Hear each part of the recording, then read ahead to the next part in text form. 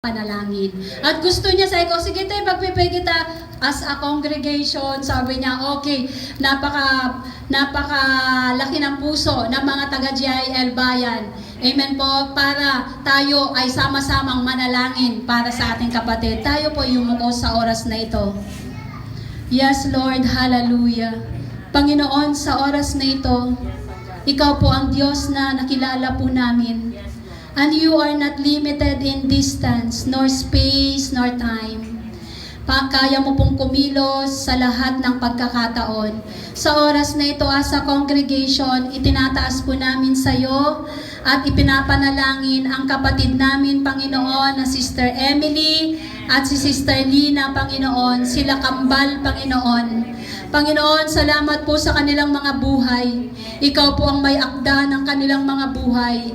Salamat po, O Diyos, na lubusan, Panginoon, na kinikilala kanila. Salamat din, Panginoong Yesus, sa lahat ng kanilang mabubuting ginawa, Panginoon, ayon sa iyong kalooban sa lugar na ito. At sa oras na ito, as a church, O God, ay patuloy, Panginoon, na nagdideclare kami, O Diyos, na sa kanilang buhay ay mangyari't maganap ang lubusan mong pagkilos. Ingatan mo po sila, O Diyos, sa lugar na iyon. Alam mo po, O Diyos, ang kanilang mga trabaho. Alam mo po, O Diyos, ang kanilang mga concerns. At dalangin namin, let your favor be upon them. The favor of God and the favor of men, O God.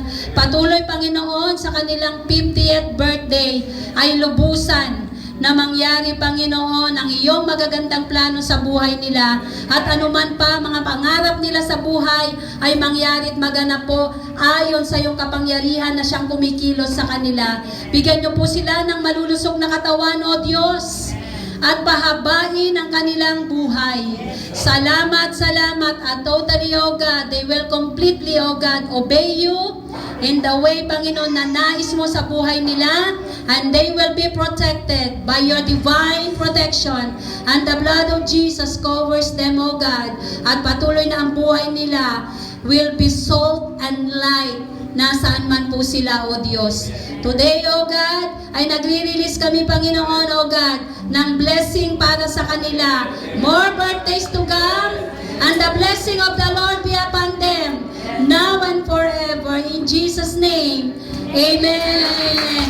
Yes, O God, sa oras na ito, Panginoon, bawat po isa sa amin, Panginoong Jesus, ay lubusan, O God, na kayo ang kumilos.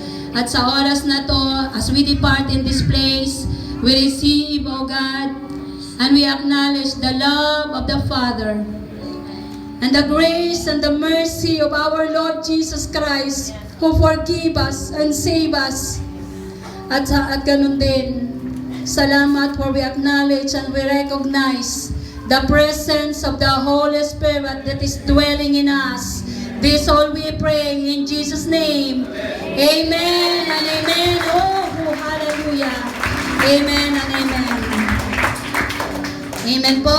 At pagpalain po tayong lahat ng Panginoon.